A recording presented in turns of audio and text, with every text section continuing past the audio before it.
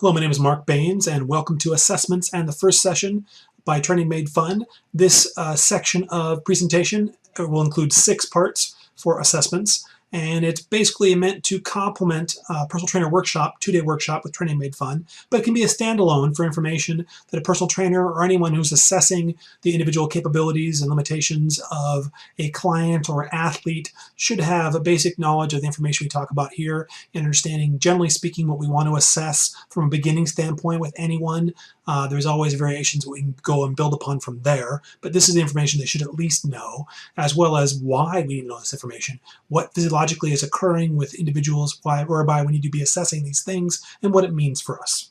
That said, for our first section here, for this particular area of study, how do we assess? Well, first and foremost, what we want our clients or individuals we're working with to be doing is to fill out a form that's known as a physical activity readiness questionnaire. We'll see a sample of that here shortly. But the physical activity readiness questionnaire essentially has a few questions, and if someone says yes to any of those questions, that's a red flag for the possibility there may be some concerns here before we begin a particular physical program with someone that we've not worked with before.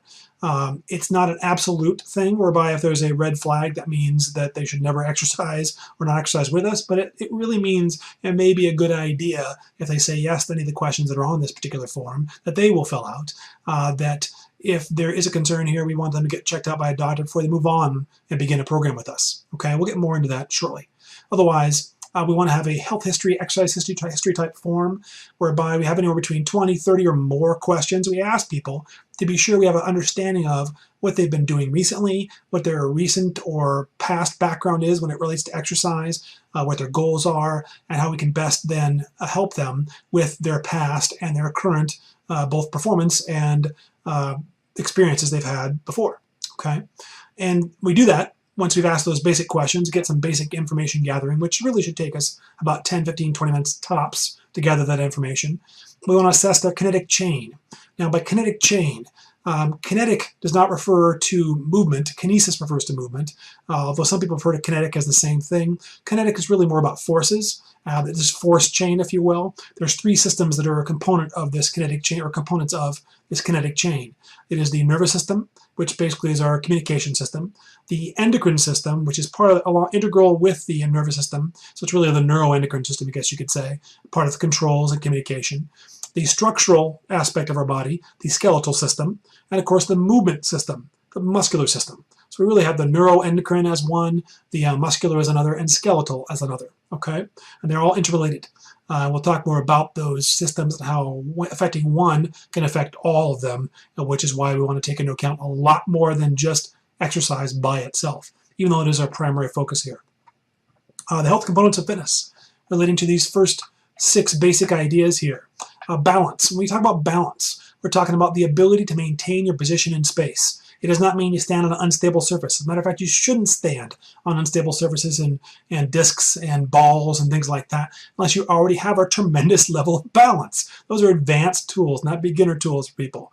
When we talk about balance, we talk about your ability to maintain your position in space, whether you're seated, you're standing, whatever you're doing. So balance is an important thing when it relates to every bit of exercise, right? Every exercise we engage with our people. Body composition. We're talking about, essentially, for body composition, we're talking about fat mass. In other words, if you're 20% body fat, we're basically saying that that particular person has 20% body fat, 80% everything else. The 80% includes lean body mass as it relates to water, which is, by the way, 45 to 65% of your body is made up of water. Okay, so if you're 20% fat and you're 45 to 65% water, you've now got 65 to 85% of you is fat and water. Right? Then we get the rest of the mass of you with muscle, bone, and whatnot. It's actually pretty unusual for most people to have any more muscle mass as far as the movement muscles, as opposed to talking about internal organs and smooth muscle. But the striated muscle, skeletal muscle, it's actually odd for someone to have more of that than the total fat percentage content throughout their entire body mass. It's not unusual. Okay. That said, it's really inconsequential, but technically true. Flexibility, your ability to achieve a full range of motion in a joint. So in other words, when you move your shoulder into flexion going forward, what is the range that you can actually move to? We want to see someone be able to move their shoulder in 160 to 180 degrees of flexion, or toward being straight up, being about 180 degrees, possibly even farther than that, but at least 160, 180. And with joints throughout the body, we want to have a general idea of what someone's capability should be, and understanding, depending upon someone's individual background, their genetics, their structure, their age. A lot of factors go into this. We may have some adaptations we understand will be necessary for a particular individual we're working with. But we still want to have a general idea what we should be able to see or hope to be able to see, and then we adapt based on what we've got, right? Mobility is building upon flexibility. You may be able to move into a full range of motion of a given degree, or a reasonable range of motion to a given degree. But mobility-wise, we're talking about the ability to control motion, your ability to move in multiple directions, multiple planes of movement, and control that motion. So in other words, if you're mobile at a given joint, flexibility is not an issue for you. But if you're not mobile, flexibility might be an issue. If you have a flexibility issue, you've also got a mobility issue. Okay? We'll talk more and more about that too. Cardiovascular capacity. We talk about cardiovascular capacity, we're talking about the ability to utilize oxygen. All right? Perfect world, a person can do a lot of work, a lot of movement, a lot of exercise, do a lot of things, and not get out of breath easily. That is the goal. That is a good thing. Unfortunately, in our field, with physical training, personal training, fitness type training, even athletic performance, cardiovascular capacity has kind of been downplayed as a significant thing, which is very puzzling. You better believe that any top athlete, any top-tier athlete, is going to spend significant time on lighter days or moderate days, the non-endurance type athletes. Light days or recovery type days, doing light cardiovascular capacity type work, light to moderate level intensity for 15, 20, 30 plus minutes or more. It's very normal and it's to be expected. It would be very odd and unfortunate if we tried to train everybody with high intensity type work without engaging the lower and moderate intensity work on a regular basis. We need that stuff. And to be frank, the cardiovascular capacity is probably the most important basic thing that we want our beginning people to have. What basically saying is we want that person to be able to go home, not be tired when they get home from work, and be able to want to play with their kids, be able to feel like they have the energy to make dinner, to not be beat, done, tired by middle of their afternoon every day. And a lot of things go into that. Certainly sleep and nutrition can play a role with that as well. But basically, if you have someone with a high cardiovascular capacity, it is not easy to get them tired and worn out. They always have energy. Our crazy Ironman triathlete associates and friends that we may know, energy is not a problem for them. Not that we want to ask people to engage in 4, 6, 8, 10 plus hours of exercise on a daily basis or somewhat regular basis. But there's no question that cardiovascular capacity is not just a matter of having endurance for long duration activities, but having the endurance and the energy to make it through the day without overly exerting themselves, without becoming overly tired. It's really important. Okay? Resting metabolic rate is basically the amount of calories you would burn at rest. And the more fit a person is, the more higher performance capability that person is, they probably burn more calories at rest versus somebody else.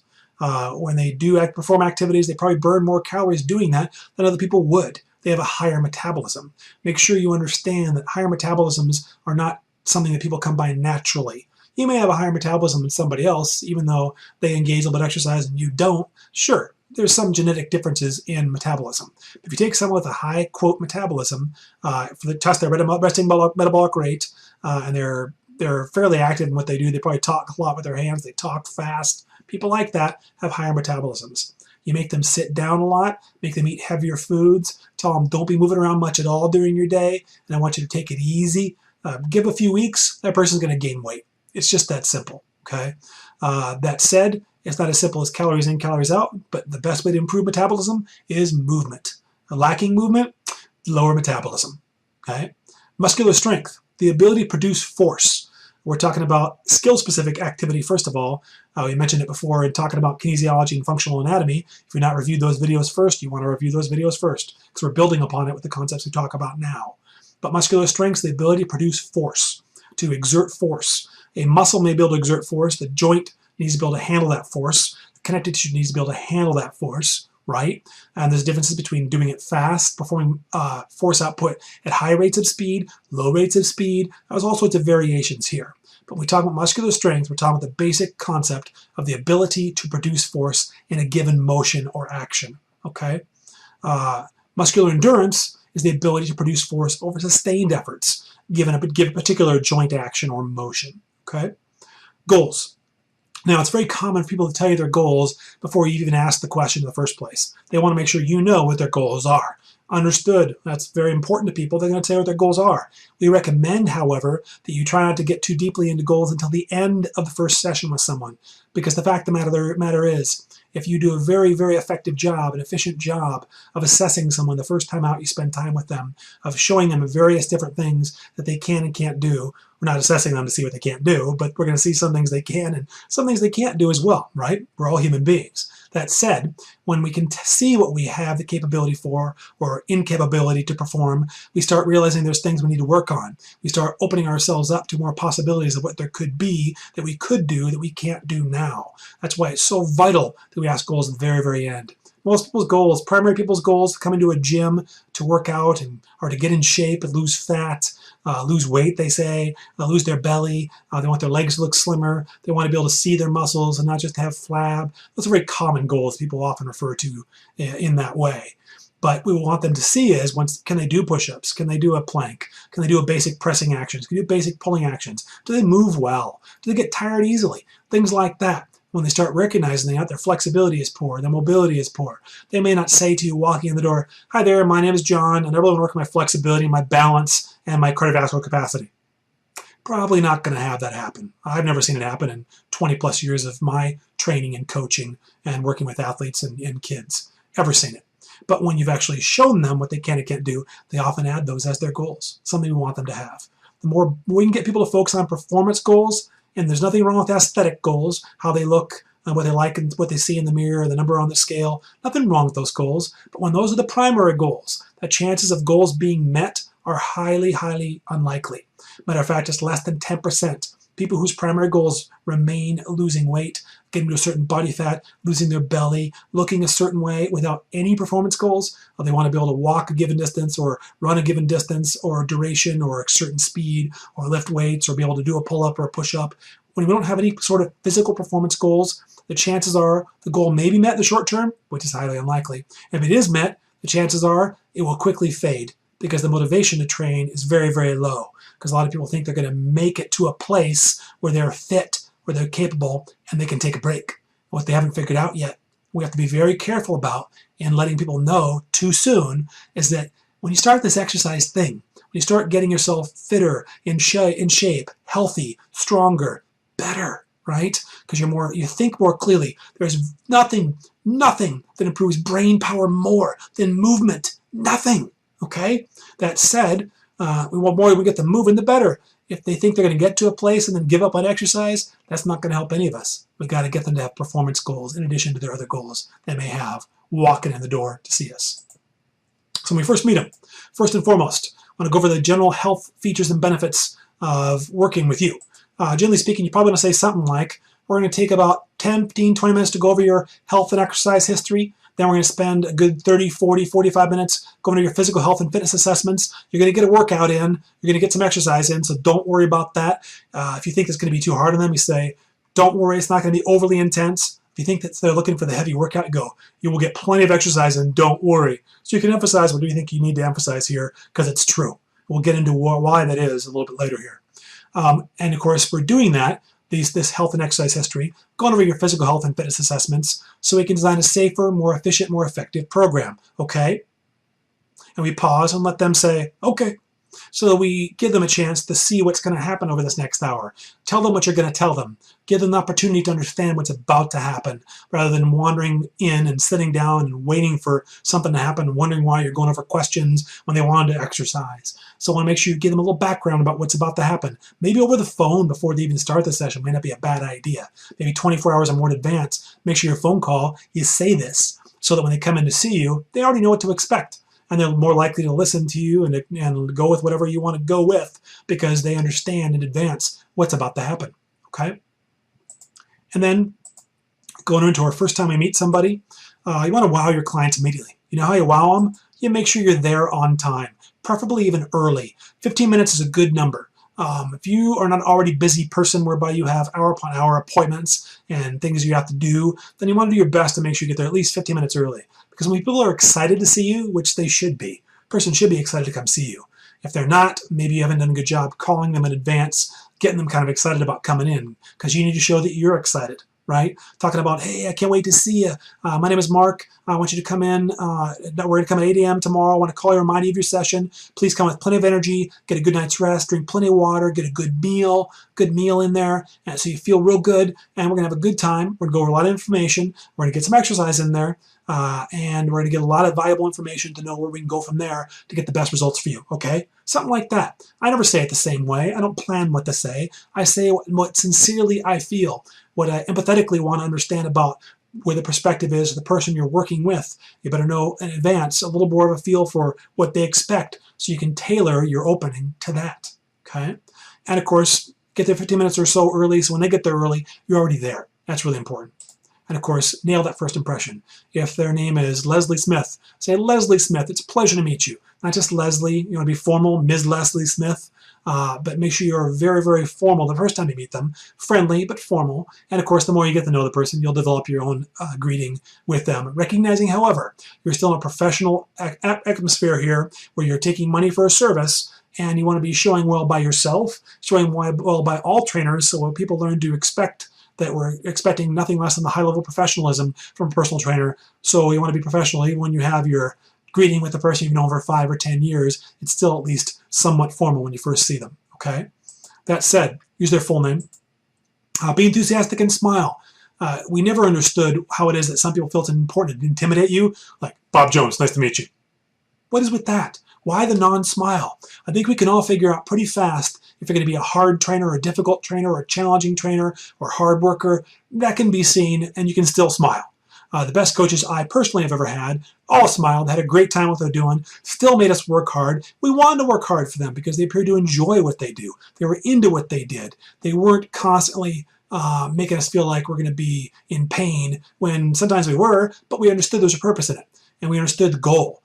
That's more important than worrying about whether you're tough or not. They'll figure it out, okay? Be enthusiastic, smile, be professional. And of course, little things like have a very strong handshake. Simple, but really, really important. Have everything you have ready to go. Your heart rate monitor, yeah, we want you to get a heart rate monitor. Most clubs are not going to, if you work as an employee of a club, are not going to have heart rate monitors to give to their trainers, to give to their clients. We highly recommend them. You have the watch, okay, and you have a transmitter around the chest. There are some that just measure just at the wrist. They just aren't accurate. There's just not enough research to support the idea that they're going to be consistently accurate at higher levels of output over long durations of time. There's just too much variability in their feedback. They're not wrong or bad. You can certainly play with it, and you certainly should endear that or try that out if you feel that it's something that's going to be helpful for you. But we highly recommend the tried and true heart rate monitor watch with a transmitter wearing around your chest. We highly recommend Polar. We're into functionality and the performance and the results we're looking for general information of heart rate performance, general heart rate percentage-wise of effort, improvements in VO2 max, lactate threshold, those kinds of things. We don't need all the whistles and bells. If you want them, you can find watches out there, but we want things that only certain watches can do. There's a reason we actually recommend Polar. Okay, we'll come back to that shortly. You should find whatever one works for you. Just our recommendation. Blood pressure monitor, a sphygmomanometer. That's something that you want to have handy for taking blood pressure. Tape measure for measuring someone's girth measurements. That's the most important one for body fat changes and weight size and size changes. We'll come back to that. Scale, of course, for weight. Roller or dowel for doing some movement assessments. And calipers for body fat. And then we have maintain eye contact, firm handshake, really important. You shake their hand, you smile, you keep talking to them and looking at them, whether they're on the other side of a desk or you have a chair between you. Don't lose eye contact. Stay within hand reach out range of the person, constantly facing them. Walk backward if you have to. Walk sideways if you need to. But don't lose facial or eye contact with this person until you're both sitting down, and then you can start talking. And of course, learn the art of asking questions and talking less. You have 2 eyes, 2 ears, and 1 mouth. So you can watch and listen more than you talk. Very, very sage advice for getting to know someone, to get the most from them without spending too much time talking about you. Let them come to the answers, and you get better at asking the questions. It's a long-term process. There's no question about that. That's part 1 of our 6 parts here for assessments. We will see you for part 2 shortly.